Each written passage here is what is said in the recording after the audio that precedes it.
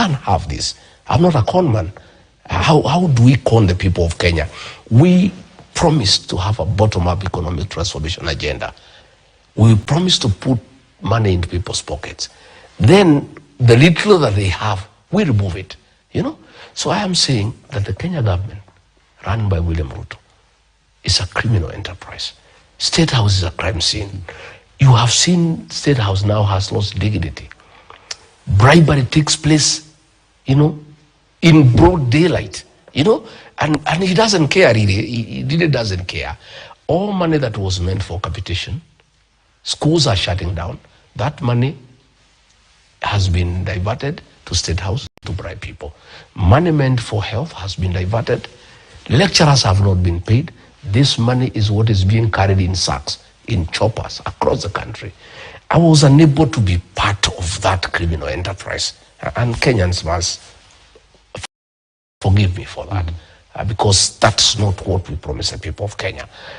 We had promised the people of Kenya that we are people's government, that we are going to serve in humanity, we are going to make people's lives better, we are going to make people to improve their welfare, we are going to have ease of doing business.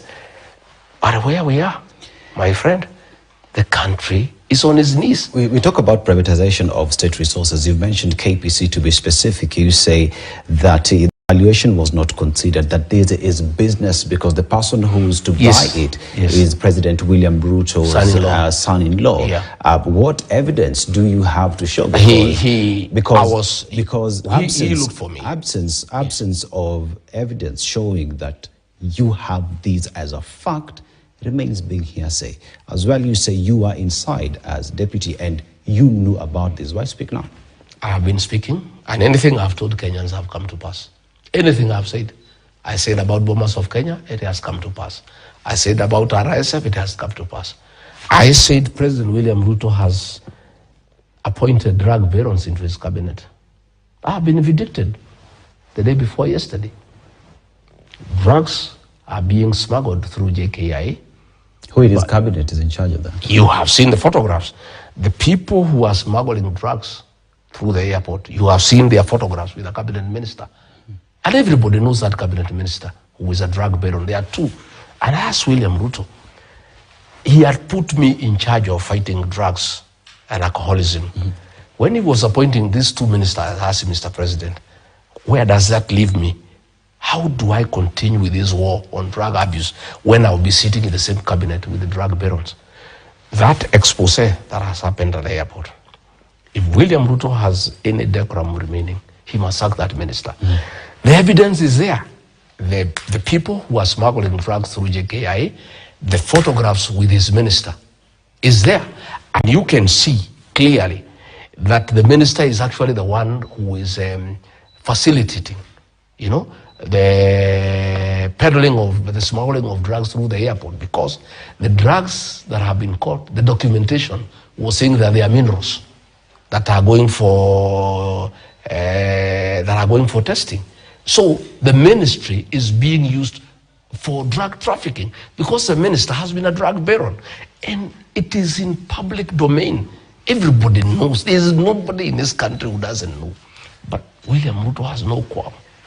Because of his own business interest with that minister and the deals they are doing together, he has no qualms about appointing a fellow involved in drugs to the cabinet when our children are in trouble. How does William Ruto face parents today? And you know, he was telling parents that they are responsible for bad upbringing. When he has appointed ministers who are peddling drugs, they are sitting in his cabinet. When now there is evidence that that minister and his associates are involved in drug trafficking, how does he face parents and accuse them of bad upbringing when his minister, who is his business partner, is involved in drug peddling, cocaine, hard drugs in this country? These are some of the things, Dennis, that got me very tired. And today, in fact, I feel very relieved I'm not part of that government. I don't know how I'll be able now, this week, I would have gone to cabinet after what happened at JKIA. I don't know how I would have gone to sit in that cabinet with that minister when I was in charge of fighting drugs and alcoholism on behalf of government, and then I have to sit with the minister who is facilitating drug trafficking in the country. You've painted a lot of negativity and negative things that are happening with the current government. And in that, there is now the united opposition that is coming forth and saying, we want to form the next government. Let's speak about DCP as a party. And DCP is seen as it is a party that solely belongs to the Mount Kenya region. You, Rigathi Gachagua, has been accused of being a tribalist. How would you shake that, knowing that Kenyans are saying you only speak about the mountain and nowhere else? Nobody has accused me of tribalism other than William Ruto. The only tribal thing Rigathi Gachagua has done is to speak Kikuyu in meetings. When I was looking for votes for William Ruto, I used to speak Kikuyu and I was smiling. Because I don't have to speak to the Kikuyu people in English because they are not Englishmen. They are Kikuyus. And the fact that I'm a national leader has not changed my identity. William Ruto practices tribalism. The other day we were in Ukambani.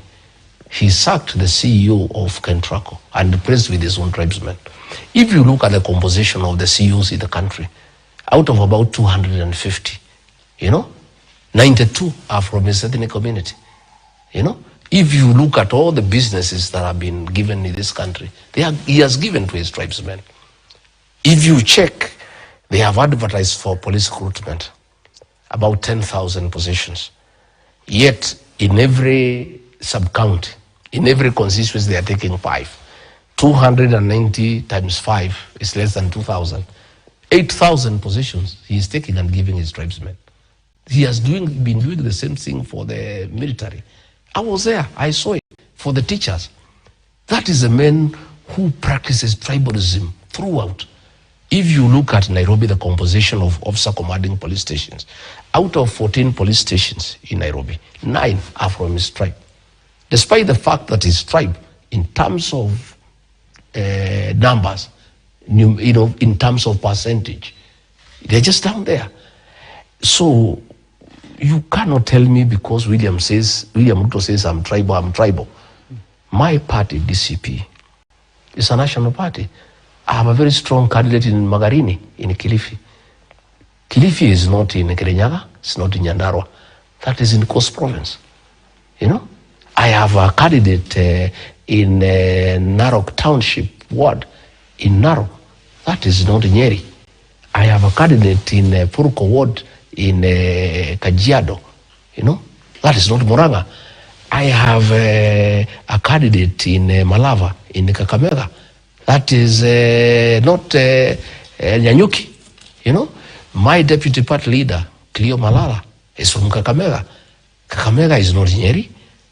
The chairman, national chairman, is from Kajiado. Deputy Secretary General is from Narok. Deputy Secretary General in charge of strategy, Owino Mabli, is from Kisumu. Ours is a national party. It's only that because William Ruto sees me there, he sees the Kikuyu, whom he hates, despite the fact that they made him president.